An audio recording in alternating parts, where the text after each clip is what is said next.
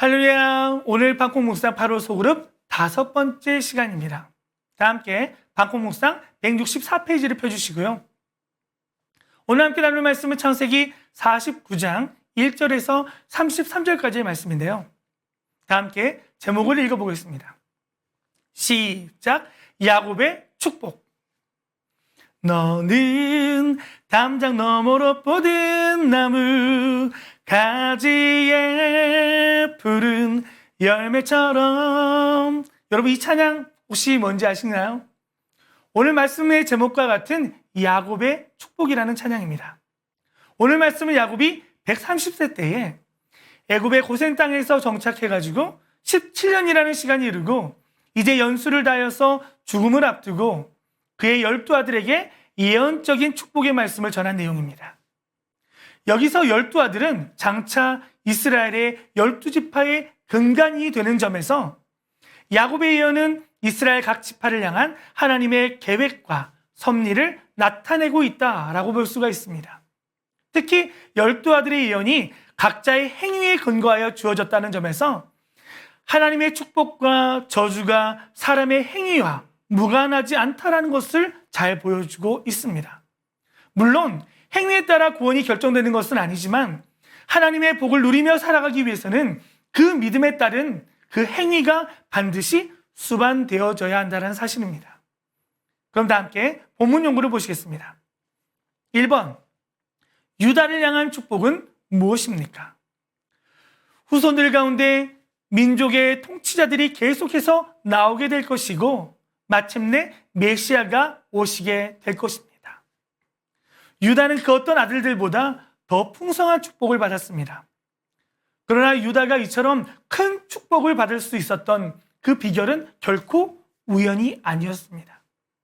우리가 지난번에도 살펴봤듯이 그는 가족을 살리기 위해서 자신을 희생하면서 헌신했던 그런 사람이었습니다. 그 희생과 헌신으로 인해서 가족들을 위기에서 구할 수 있었고 하나님의 구속사에서 가장 중요한 역할을 수행하는 복을 받게 된 것입니다.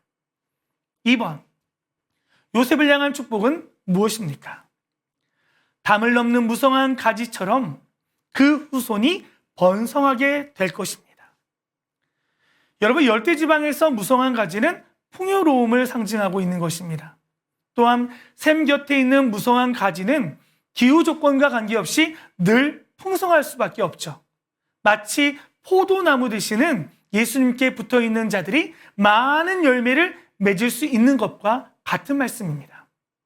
또한 가지가 담을 넘는다는 것은 자신뿐만 아니라 남에게도 이 모든 혜택들이 전가되어진다는 것을 의미하고 있는 것입니다. 한마디로 선한 영향력을 끼치게 된다는 거죠. 사실 요셉은 이미 그 삶을 통해서 그 모든 것들을 실현한 인물입니다. 보디발의 집에 있을 때에는 그 가정을 윤택하게 만들었고 감옥에 있을 때에는 술 맡은 관원장을 살려주었고 애굽의 총리가 되었을 때는 애굽은 물론 가정을 살리는 역할을 감당했습니다. 뿐만 아니라 요셉의 후손은 번성하게 될 것입니다. 훗날 요셉의 자손들은 한 지파만을 형성했던 다른 아들들과는 달리 에브라임과 므낫세 두 지파를 형성하게 되었고 번성하여서 다른 지파들에게까지 좋은 영향력을 끼치게 되는 축복의 예언인 것입니다. 3번, 야곱이 자녀들을 축복할 수 있는 이유는 무엇입니까? 야곱은 그의 전능하신 하나님의 약속과 인도하심 속에서 축복을 받았기 때문인 것입니다. 그는 아브라함으로부터 이어지는 하나님의 약속의 계승자로서 자녀들을 축복할 수 있었습니다.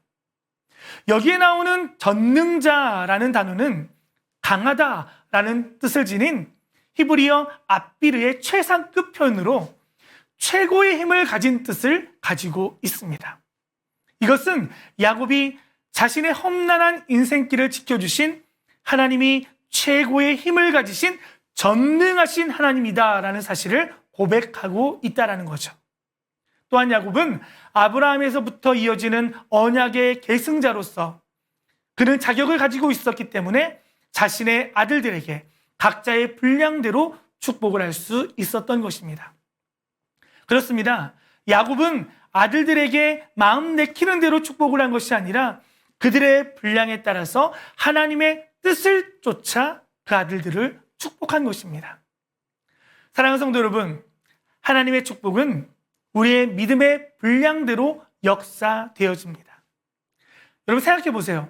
종지 그릇에 항아리에 찰 만큼의 물을 부어줄 수는 없지 않습니까? 마찬가지로 하나님께서도 믿음의 분량대로 우리를 축복하여 주십니다. 그러므로 하나님의 풍성한 축복을 받아 누리길 원하신다면 여러분 어떤 믿음을 소유해야 될까요? 큰 믿음을 소유하시기를 바랍니다. 그럼 과연 어떤 믿음이 큰 믿음일까요? 모든 일에 하나님보다 앞서지 않고 아주 사소한 작은 일까지도 하나님께 기도로 아뢰며 의뢰하며 의지하여 응답하신 대로 순종하는 믿음이야말로 여러분 큰 믿음이 아닐까요? 하나님은 오늘날에도 여전히 우리에게 복 주시기를 원하시는 분이십니다. 여러분 의심하지 마시기 바랍니다.